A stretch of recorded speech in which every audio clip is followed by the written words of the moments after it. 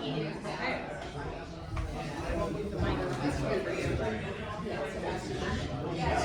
hi everyone. We're going to move on to our guest speaker. So please feel free to keep enjoying your lunch and your glasses of wine in honor of Dawn Richardson. Oh, welcome, Deborah. Take a seat. Come in. So we do have a lovely introduction that was prepared for Charles, but I'm not going to read it. What I will say, sorry, Carrie. And part of that introduction is actually in Charles's book, so you can all read it when you pick up a copy of his book at the back. But what I will say is, fellow Kiwanis and guests today, it gives me great joy to introduce you to my friend, Charles Achampong. Charles and I were introduced years ago, I'm going to even say almost 10 years ago, through his wife, Janice, one of my very, very many cherished friends. When Janice shared with me their big plans on their world trip, which included 33 flights, I think I'm right, 33 flights, 9 countries, over 7 months. Like many of you here today, I had so many questions. What about school for the kids? Cassie was moving to a new school. What about work? Janice, what about work? You love your job. What about your parents? What about your parents? Parents need us. We're at that age. What about the house? Me and Anna, what about the house? Yes. But rest assured they had weighed the risk and reward of this life-changing event, not just for themselves, but for their daughters, and they were going for it. They'd also been planning for years. Prior to takeoff, Charles launched a blog. Many of us subscribers enjoyed snippets of stories and general updates about how travel plans were panning out, or that Plan B was almost as good as Plan A in many cases. So upon their return, we were delighted to learn that Charles would be writing a book. Charles's writing encourages the readers to pause and reflect. He prompts readers to connect, expand, consider, listen, examine, discover, appreciate, and above all, embrace. Whether you're the type of person who daydreams about travel, there are many of us in the room, but you can't imagine planning 33 flights, or you already have a ticket booked to Albania, Europe's true hidden gem, and you'd like to know more about the fine art of parking, and just how many people partake in the ritual of the evening stroll. This book has it all. So please enjoy the stories he has to share today through his practice of taking a purposeful pause. Welcome, my friend Charles.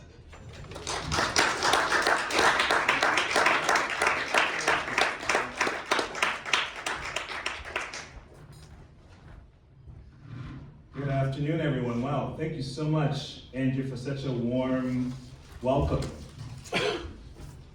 So just before coming up and delivering my talk, I had a chance to quickly ask my spouse, Janice, who's there in the audience. Say hi to Janice. Okay. There you go. Hi, Janice.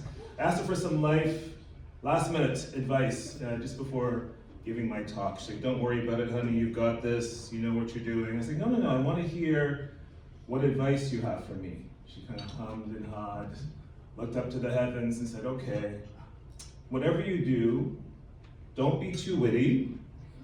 It's like, okay. Don't be too charming, and don't be too intellectual. I'm like, well, how am I supposed to do that?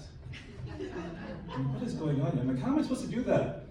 And of course, she smiled and said, easy, just be yourself. Just be myself. Yes, just be myself. It's amazing how hard it is for us to just be ourselves. Right? We spend so much time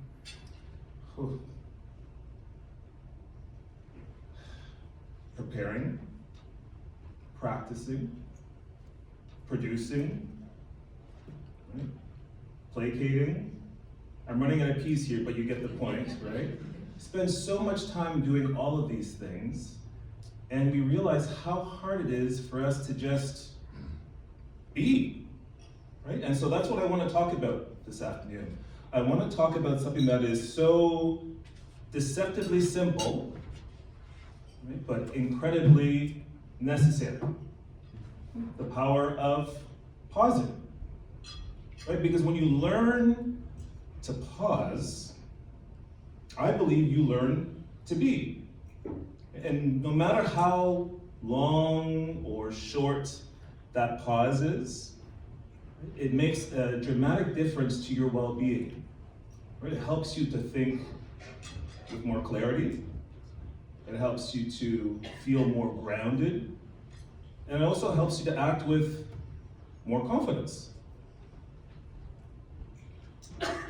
So, quick show of hands. How many of you this morning went through a bit of a morning routine? You showered, shaved, put on makeup, did your hair. Quick show of hands. How many of you went through that? Okay, a few of you seem unsure. It's okay, it's okay. I'm glad I'm standing here and you're sitting there. Fair enough, that's good. And now, how many of you spent some time in reflection? Maybe you meditated, you journaled, maybe even some prayer. Any time in reflection today?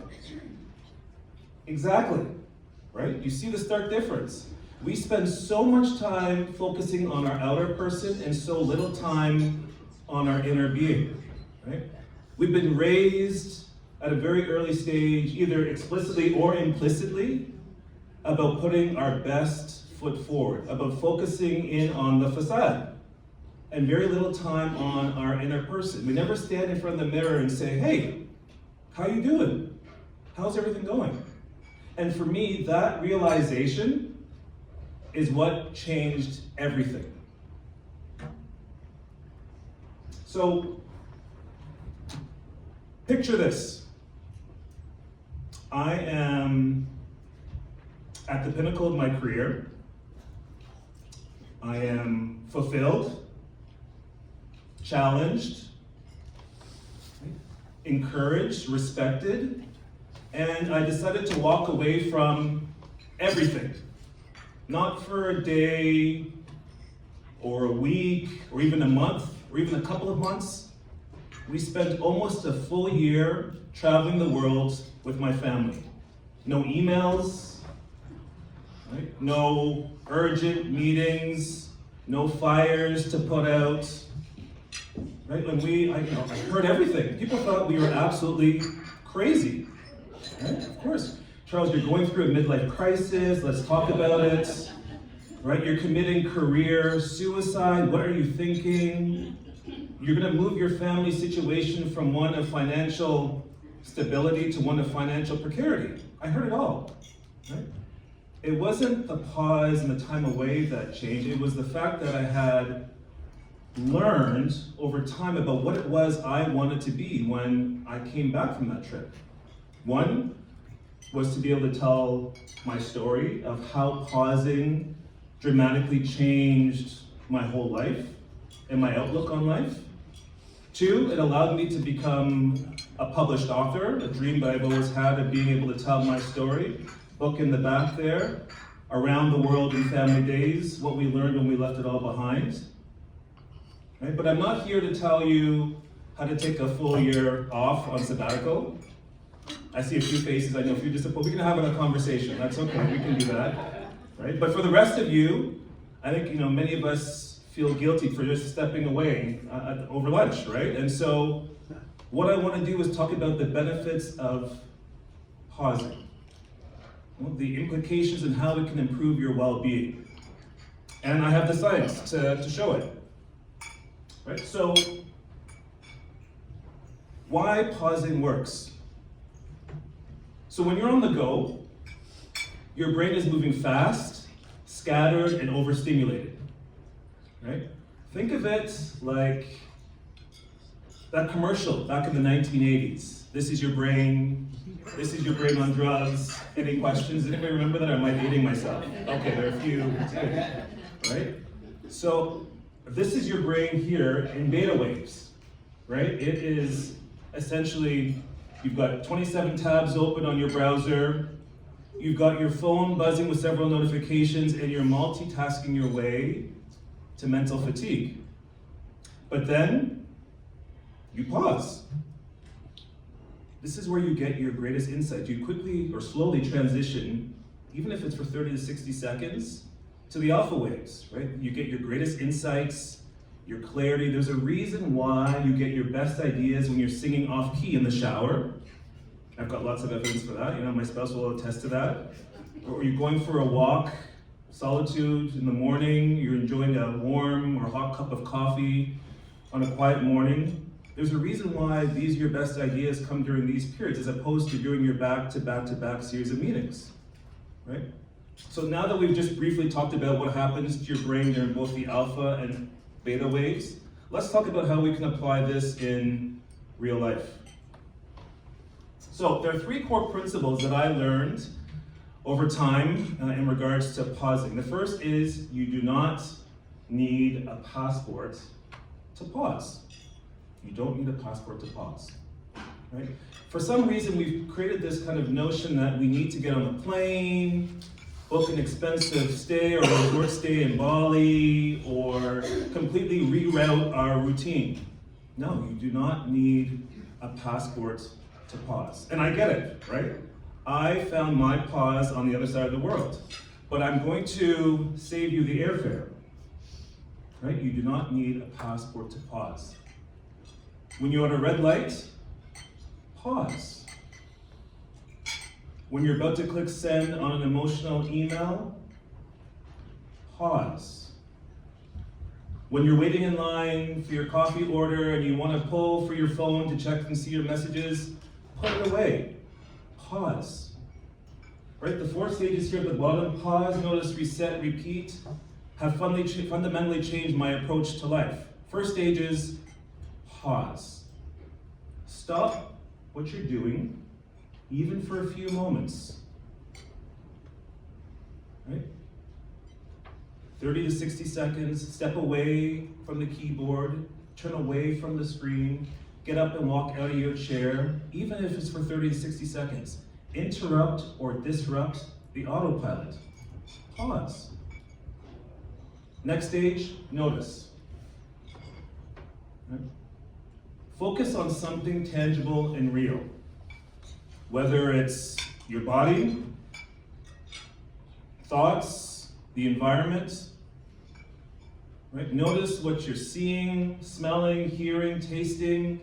Take in what's going on around you. Are your shoulders clenched up in stress? Is your lower back hurting? Notice what's going on. Next stage is the most important one, reset. This is like your Control-Alt-Delete opportunity, your refresh button on the keyboard. Reset what you're doing. Focus in on the most important thing and put everything to the wayside. Make that tiny shift in your energy, your focus, your attitude. Take in a few deep breaths, hold them, let them go. Right? It's important for you to notice what's going on, reset in terms of what's happening to your body. And lastly, repeat. These micro pauses are only as good as the number of times you continually repeat them throughout the day. Right? You need to include them as part of your recalibration, whether it's before a stressful meeting, after a stressful meeting, through a series of back-to-back meetings. Reset your approach in terms of being able to pause, but you do not need a passport to pause. Second principle, you don't need permission to pause. You don't need permission to pause, right? If I were to ask you to pull up your calendar, and I would place it up here on the screen here, how many of you could confidently say that you've given yourself at least one 10-minute buffer in the day today? Yeah? Okay, a few of you, right? But you don't need permission to pause. The cavalry isn't going to come in and save you from yourself. You do not need permission to take a break. The thing that I think irritates me the most when it comes to asking or seeking for permission are the apps and platforms that we use to pause. A lot of these platforms are defaulted to 30 or 60-minute increment meetings. Do you really need all that time? Can we not schedule a 20-minute meeting or a 50-minute meeting and use that time difference to be able to recalibrate and pause before your next series of conversations? Right? Design your day not by default, but by design. Don't let the app or the platform control your day. You don't need permission to pause. You and you alone are responsible for your own well-being. Third core principle. You don't need to be productive to pause. You don't need to be productive to pause. Let's think back 6 years ago, 2019. Anybody remember this guy? The guy holding the trophy? What's his name again? Kawhi Leonard. Kawhi Leonard. Right? The Toronto Raptors are on the verge of winning their first and unfortunately only, so far, NBA championship title. Right? This guy here, Kawhi Leonard, who was their star and most valuable player that year, blew it out of the park, right? He did so phenomenally well, and he didn't even play every single game. Why? Because the team knew that even though he was healthy during the regular season, they wanted to rest him for the moments that mattered the most. The playoffs, right? Fans were livid, and I was one of them. Do you know how much it cost to see him play, their best player, not play actually, and sit on the bench? Right? But what do I know, right? They won the entire thing. He put together one of the most masterful and impressive playoff performances in Raptor history. Kawhi wasn't lazy, right? He just knew that he needed to rest so he could deliver in the moments that mattered the most. You don't need to be productive 24 hours a day, 7 days a week, 365 days a year. Find your moment of pause. You don't need to be productive to pause. So let's bust some myths. Things I hear all the time when speaking to senior leaders, executives, when it comes to pausing. First one, I have no time to pause. Really? No time to pause? It's not that you need more time. It's that you need to spend less time on the wrong things. Right? I have to hear this one. I'll fall behind. Major misnomer. You don't fall behind by pausing. You fall behind by reacting. Right? Also hear this one a lot. I need permission. We just talked about that. You don't need permission to pause. Right? You gotta take ownership for it. You gotta start small. And I also hear a lot about pausing means I'm not contributing. No. Some of your most brilliant ideas come in your moments of silence. Right? Hands up. How many of you have ever written or typed a heated email at the end of a long and busy day? Right? Okay, so I'm not talking to myself. Good. Right? You're tired. You're cranky, you're thinking, Charles, I don't have time for this pausing nonsense. I just need to get this email out of my inbox and off my to-do list. But then, you pause. You don't send the email, you sleep on it. You come back the next day, clear-eyed, realizing that half the things that you were going to say don't even need to be said. Pausing saved you some time, energy, and let's be honest, probably a professional relationship based on what you were initially going to say. Right? I've been there. That's the difference between reacting and responding. That is the power of pausing. Right? Pausing can make such a big difference in terms of you sending an email. Just imagine how much of a difference it can make to your own life, depending on the length of that pause. Right, I said earlier that you don't need a passport to pause. In my case, my passport came with a pause that I didn't realize that I needed. Right, I was very fortunate to have traveled to over 50 different countries for both business and personal reasons. And particularly more recently as a result of from a personal perspective, as a result of our families around the world trip. And when I look back and think back to all the travel that I've done, I can't help but wonder and think about all the people that I've met along the way, and the fact is that every time I've met someone new through our travels, I'm always asked inevitably a variation of the same 3 questions. People always ask me, who are you? Why am I here? And where am I going? I used to hear these questions and think, okay, these are casual questions, people making small talk, wanting to get to know me. And the more I thought about these questions, the more I realized how they were quietly pointing me inward. Right? I started seeing these questions less as small talk and maybe more as soul talk. Right? Because are we not all asking these questions of ourselves? Who are you? When you strip away the titles, the roles and responsibilities, who are you? Why are you here? What are you meant to create, to become, to contribute? Where are you going? Not from the perspective of geography, but more from a purpose or an intention perspective. These questions would sit with me from country to country to country. I would think that travel would give me these insights. Newsflash, they didn't. Right? What travel did is that it gave me an opportunity to pause, to reflect, to ask these questions of myself and actually hear the answers. That's what pausing did for me. Right? What kind of pause would you need in your life to be able to ask those questions of yourself? In work, in your positions of leadership, in your life? Right? So, if I gave you 60 seconds of pure stillness, no noise, no distractions, what would you do with that time? Any suggestions? How would you spend 60 seconds? Make a list of things to do. Make a list of things to do, okay? Anybody else? Take a nap. Take a nap. Take a nap. I like that.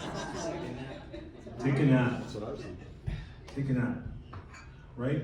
Use those 60 seconds as a conduit to be able to, as a small micro pause, right? So, as we close today, I just want you to remember the 3 core principles that we've talked about. One being, you don't need a passport to pause, right?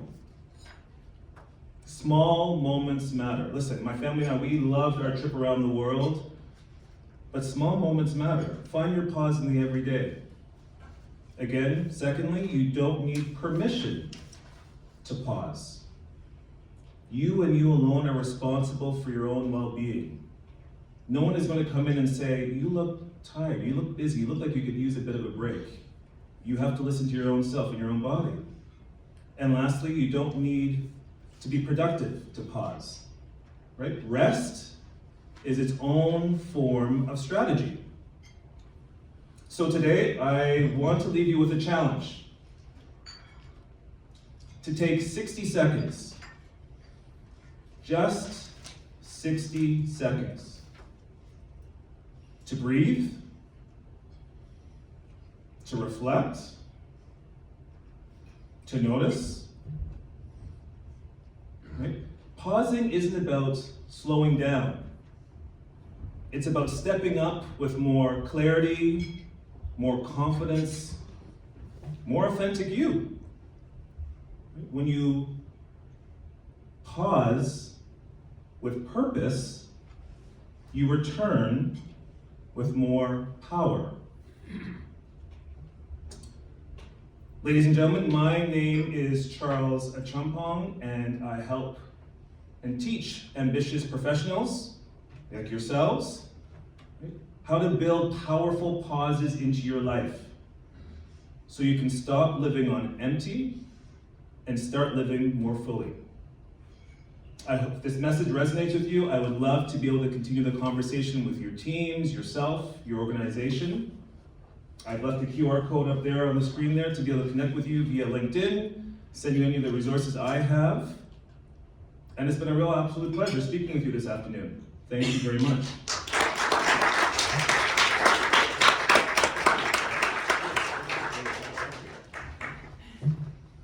I'll stay up here. Oh, okay. Shall we pause for a moment? Well done. Well done. That was wonderful. Thank you so much for sharing this. In Kiwanis, our mandate is to provide kids with better opportunities, full stop. And we teach leadership. And the idea of pausing when you're in a leadership position, when you're pissed off, and when you're really emotional, and when it takes every bone in my body not to defend people who are being wronged. Pausing is a good thing. Can you speak to I'm going to take one question and then I'm going to give a question and then I'm going to take questions. But can you speak to your experience with your kids when you took them around the world and how maybe plan A didn't go so well and then plan B maybe not have been your choice, but how did you deal with that? Good question. Yeah. Great. Oops. Great question, Tim. You know, I don't even think I need to think about the trip. I can even just think about before we went on the trip. And when we told the kids that we were going to go on our trip around the world, I had envisioned confetti coming from the sky, balloons, excitement, enthusiasm. Your parents are taking you out of school on this trip around the world, right? The reaction of my oldest daughter, who's 11 going on 41, it was just pure anger, disappointment. We hadn't involved her in the planning process. She's someone who's an old soul, right? And so she was very disappointed. My youngest was all of a sudden more pragmatic, asking what's going to happen to the house, what about your jobs, daddy, all these things, right? And things I wouldn't expect from a 7 or 8 year old. So, so that was one thing. And I think the second thing as well is, while we were traveling, we recognized that we did everything as a family together. We went to the museums together, we ate together, and that caused a lot of consternation. No, we were getting tired of seeing each other. As much as we enjoyed each other's company, we needed a break from each other. So my spouse Janice and I, we came up with an idea of just being able to divide and conquer, right? My oldest loves dinosaurs. My youngest loves Lego, food. So we decided to say, you know what, I'm going to spend the day with one of our daughters, you spend the day with the other daughter. When we came back, so that was because initially we had planned to do everything together and said, you know what, this is not working. We're a couple of weeks in and we're already ready to kill each other and we're ready to go back. And so when we divided and conquered, it's amazing how the temperament in everyone, including myself, changed dramatically. We look forward to coming together over dinner at the end of the day, catching up with you. What did you do? Oh, we saw this person. It was almost as if we hadn't seen each other for years, right? So we would talk nonstop. And I remember one time we closed the restaurant out. They're like, okay, we have to, it's 12:30 in the morning, and we were still a bit jet lagged, but we enjoyed each other's company in terms of updating each other. So the initial plan was to be attached to the hip, right, and experience the trip together. And I think the plan B was the fact that we had to pivot. This wasn't working. We needed to divide and conquer, and we decided to spend time with one-on-one with each of our daughters. And their temperament changed, their engagement changed. They got to be a lot more proactive in deciding what we were going to do that day. And when we all came together, again, it was that opportunity to be able to reconnect and chat and tell each other what we missed and how things are going. And there was a lot less bickering and fighting and all that. So that was sort of the epiphany, fortunately, earlier on that we learned as part of our Plan A, Plan B. Great question. Thank you. Cool. Any questions? Lori, you had her hand up first. Pausing is hard. Oh, yes. How long did it take you? Because really, literally, Yep. about 60 seconds, I do make a list in my head Yep. because, like you said, otherwise I feel like I'm not being productive. So you can't just all of a sudden one day go, okay, I'm going to pause and I'm going to be good at this. So how long did it take you to get to recognizing that you could do it and it was working and it was helping you? it's a I'm sorry, I didn't get your name? Lori. Lori, thank you. Lori, it's a continuum. You know, you can't do something once and expect to get to the other end of the continuum. Everything is baby steps, right? And so, no different than exercising, than dieting, than all the things and goals that you have to start somewhere. You have to start small. So I think the first step is to give yourself some grace. Take it easy on yourself. Don't expect to be able to do something immediately and expect the results to be, you know, shortly thereafter. You have to do it multiple times. Some days it'll work, some days it won't. For me, I'm evolving as we go, right? And trust me, I've not figured it out. I know that my experience is worth sharing because I think a lot of us all go through similar experiences, right? In terms of the burnout, the mental health, all that stuff. And so, my words of advice is one, to give yourself some grace. Start small and repeatedly, looking for those opportunities. And then when you start to see some quick wins, celebrate them. Right? And there's no, anybody who tells you otherwise, I think would not be very honest to you. There's no silver bullet to this thing. I'm not going to tell you to go do yoga. I'm not going to tell you to sit and meditate. Like, that's not, if it's not you, then don't do it. But to say, hey, when you're at a stoplight, just be. Sure, and you're going to come across multiple stoplights, multiple red lights, right? And so I think at the 10 stoplights you come across, maybe you figured out once. Give yourself a pat on the back. Okay, that wasn't so bad, right? And maybe the other times you're thinking of lists and things to do. On my subway right here, you know, I started thinking, okay, I need to say that. I need to make sure I cross that off. Oh, I should send that person an email. Then I realized, Charles, relax. It's okay, right? And I still do that. So I think it's give yourself grace. Start small, and when you are able to actually start to notice, once of the 50 attempts I've done actually worked. Give yourself a pat on the back and recognize yourself for a job well done. Yeah. I think it was Jim. Yeah. How long would you spend in each country? So, how long would we spend in each country? You know, our adage was less is more, and so we spent roughly about a month in each country, and we really only scratched the surface.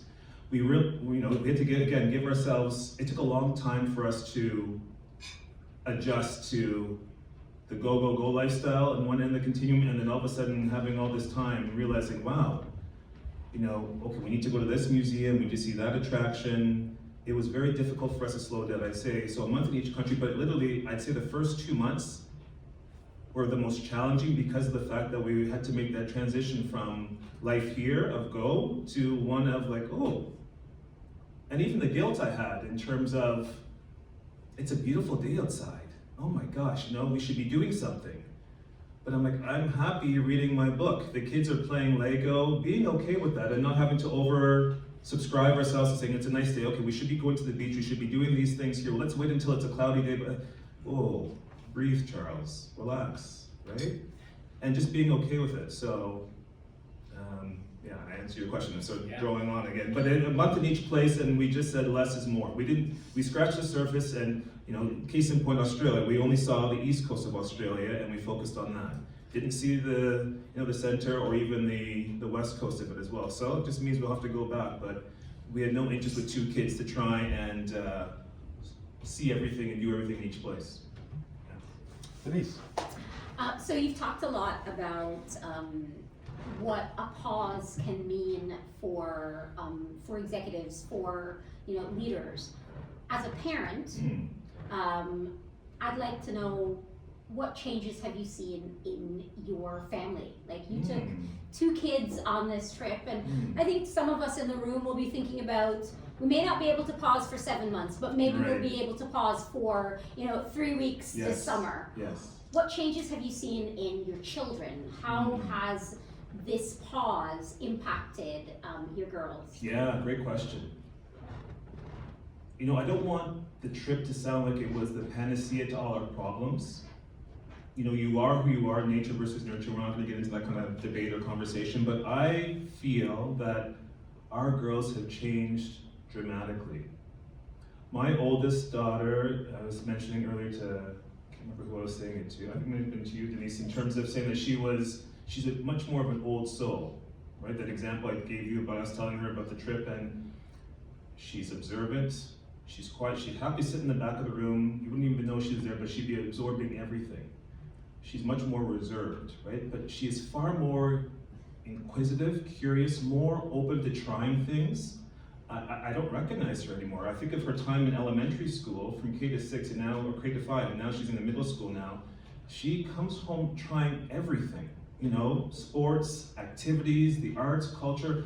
I said, I don't know who this person, and she's just a sense of like, I'll just try it, right? So the sense that, and I don't know if it's the trip or her getting older, but I find that she's far more interested in trying things than she was before.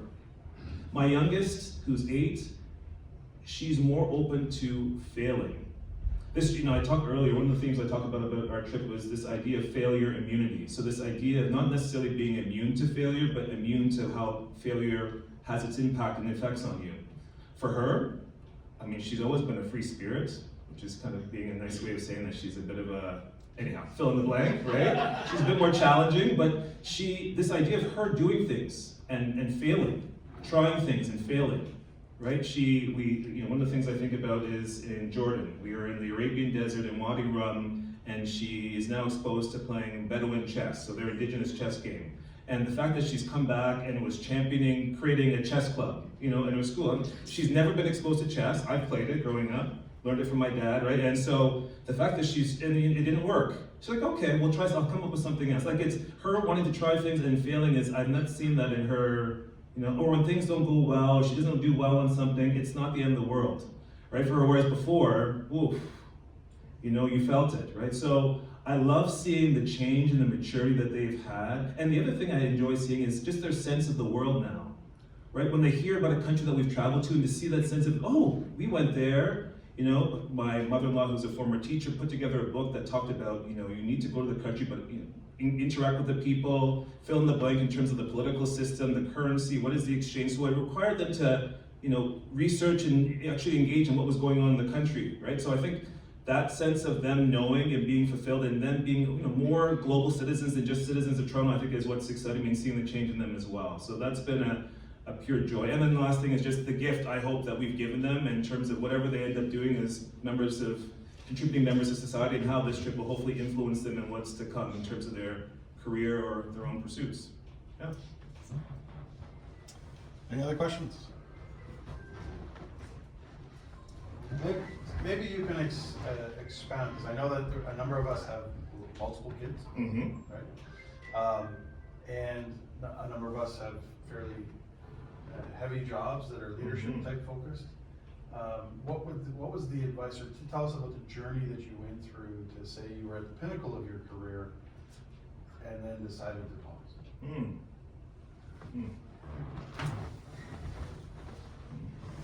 Yeah, that was a difficult experience. I've had such an enjoyable and fulfilling career. I continue to do so, right? I think about the places I've had a chance to go to, the people I've shaked hands with, the rooms I've been allowed to enter. It's just been a phenomenal experience. So being able to, and you know, the identity that we connect to what we do is so tight here in the Western world. And so, but I think, you know, I think for me, I think part of it was my parents and seeing what my future could look like, and the fact that they worked so hard that they never envisioned that they would have a chance to take time off and retire. You know, and just losing family members during the pandemic was a bit of a catalyst too, right? All these, there's been a lot of different things. I don't think there was one straw that broke the camel's back, but I think seeing my parents get older, losing family members during the pandemic, every time looking at my kids and realizing that, oh my gosh, these girls are on their way to being taller than I am, and it's killing me. And like, I miss my babies. I don't miss the diapers, but I miss them as babies. So all these things. So all those things. I just realized I've been so fortunate in creating such a enjoyable and fulfilling and rewarding career that this is just the next stage, the phase 2, right? And so my ego tells me that if I really wanted to go back to the corporate world, I could. But I think there's more for me to do here and just telling my message and that experience of travel and all those things. So if anything, selfishly, I hope that we're used as an example to say, well, hey, if those guys down the street can do it, hopefully we can do it as well, right? And so I think that was part of it as well, to be able to use ourselves as an example to others to kind of explore doing that as well. But and then also having an amazing spouse who's saying that, you know, come hell or high water, we're going on this thing, right? we'll see where the chips fall where they may, and like all good ideas, they come from her. I'm just a hanger on, so don't know if I've answered that question, but yeah, that's been sort of the thought process in terms of where, you know, how we arrived at that decision. I can relate to that. Yeah, see, there you go. All right, thank you so much. Thank you, thank you. This was a master. Thank you, everyone. A master class in pausing. Denise, actually stand up. Oh, okay. Denise is going to. Okay, thank you so much for being with us. We've made a donation in your honor for 40 weeks of literacy program with the Boys and Girls Toronto Kiwanis. So that's at Spruce Street. Lots of kids will be getting amazing literacy training because of your time with us and the contribution we've made in your name. Wow, that means a lot. Thank you so much. Wow. Thank you. I'm speechless, which is a big thing. So thank you. Thank you so much. Thank you. Yes. Thank Okay. Could I see it? you. Sure, yes. Thank you so much, Charles. I also want to just acknowledge that as a parent of Gen Z, and I think there's some people in here who will be parents of Gen Alpha, one of